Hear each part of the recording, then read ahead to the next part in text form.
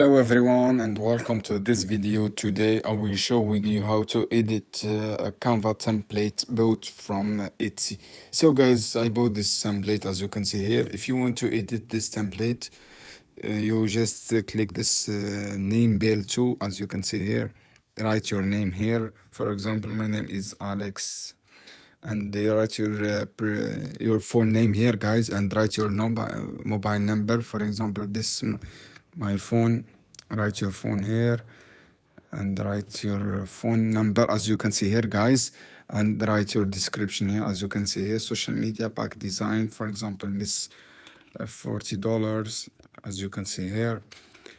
$40 and subtotal here, and interior design, write here your prices and write your email here, as you can see here, guys. You can change this email here and you can change your address here, and this is an invoice. You can change your date here, as you can see here, guys.